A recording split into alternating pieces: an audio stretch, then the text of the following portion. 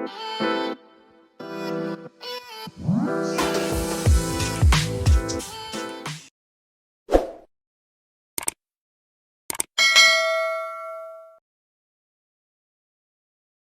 everyone. Our topic, the path to a 7-hour work week, how to build a scalable business that can run without you. More and more we get to see Jamie living his ideal lifestyle, having more and more freedom, walks on the beach, time at the beach house, doing the things that he's passionate and loving. So, Jamie, I feel like you're kind of perfect to be answering some questions on this and how we can all be like Jamie. How do we decrease the workload and get our systems in place to grow and not have our business sacrificed at our desire of freedom? Yeah, don't make my life sound too cushy, Kristy. So yeah, look, I start off, it's all at the start, beginning with the end in mind. When I first started my own firm, I thought, oh, this is going to be more freedom, more time and more money. And what happened was the opposite.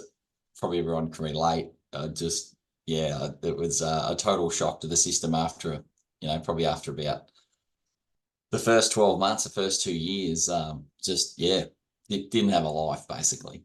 Sought out and tried to reach out to different coaches and people within the industry and did all the IT that I possibly could. At Wize here, we do a lot of surveys around, various questions on whether, your firm's moving forward or not. I think everyone seems to tick the box, do I keep ahead of technology? And everyone ticks yes. But what we find is technology, it helps, but it doesn't really move us forward often in the direction that we want to go. We seem to be, Kristy, more on tap than ever. You've got Teams, you've got Zoom, you've got Instagram, you've got Facebook. And so like you're constantly looking at your messages, and I haven't even touched on email. Yeah, we're much more accessible, and it's okay to be accessible, but cause your life a lot of stress as well, particularly if things get out of balance. So, I think for me, it was just really resetting the clock. And, obviously when I met Ed Chan, everything started changing then. And, essentially I had to change my thinking. It's pretty hard to change habits though, everyone, after, I was a guy in my late 30s when I met Ed, and, Ed's saying, think this way. And I'd say, no, Ed, I've done this like this for 20 years. This is what I've done. And he says, no, you got to change your thinking. That was the hardest thing, Kristy, was to change my thinking the way that Ed would think. Yeah. And that's the thing around coaching and mentoring. And, everyone, we're so familiar with coaching and mentoring in sport. I think every night on the nightly news, they have the sports section, which teams are going well, who's winning, which players are going to another team. It won't matter what country you're in, sport plays a massive role, just in, I guess, our everyday lives, or just culture in general. But I think business is missing that sort of healthy competition, that focus on results. And that's what we bring at Wize, is a focus on results, which, makes it non-emotional. And you can determine, your own performance or your own business's performance. And we tend to be so focused on helping our clients with their business and, whether that's profitability and cash flow in their team, but we often ignore ourselves. We get so busy, we get more referrals, and then it's sort of that catch-22. We wish we could improve our business, but we're so busy in helping our clients that we forget the obvious. So yeah, it's really a mindset. Then you've just got to crawl your way out of that busyness and out of that workaholic life, if I can put it like that, and crawl your way out of that. And just starts with self-discipline. And everyone would have heard me say this, but for me, it started just 1 hour a day. Some days I would miss that 1 hour, and I would be sort of disappointed in myself that, for that 1 hour in one day, I didn't work on my own business. But just through sheer persistence and self-discipline, and I have a saying called honor the calendar. So if it's in your calendar, that 1 hour a day, or if you can't do 1 hour a day, do 1 hour a week. It's up to you. We say honor the calendar. So the thing about our industry, whether you're into bookkeeping or whether you're tax, accounting or coaching or whatever it may be, we are all driven by a calendar. We wake up, oh, what have I got on today? Kristy, what have you got on today?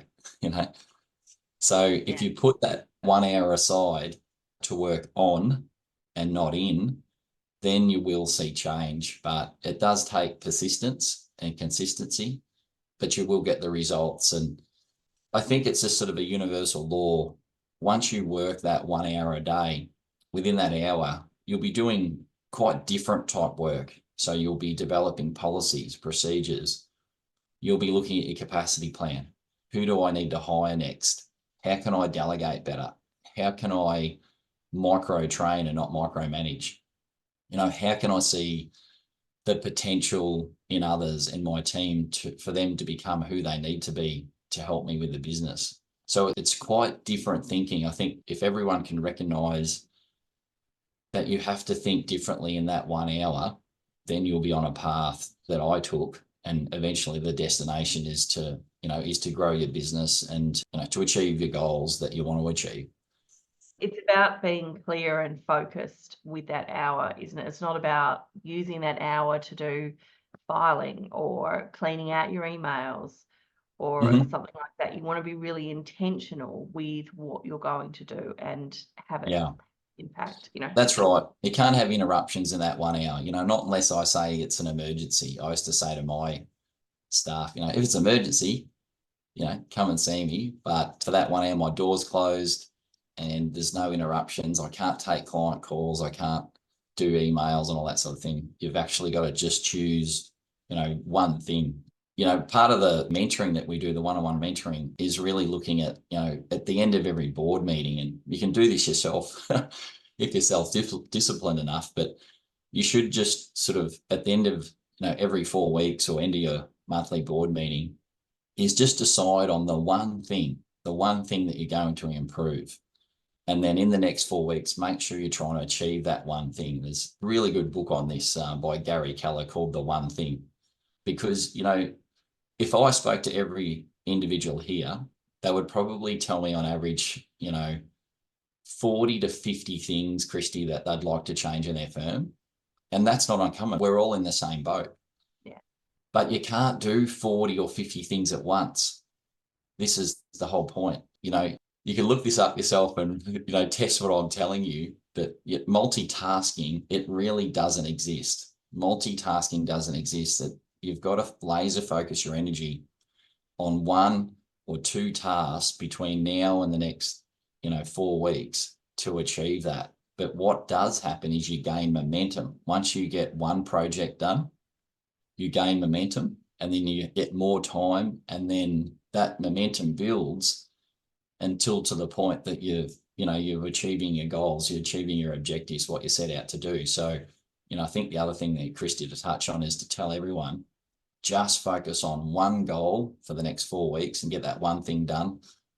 Follow Gary Keller's advice. I think he built the biggest real estate business in America.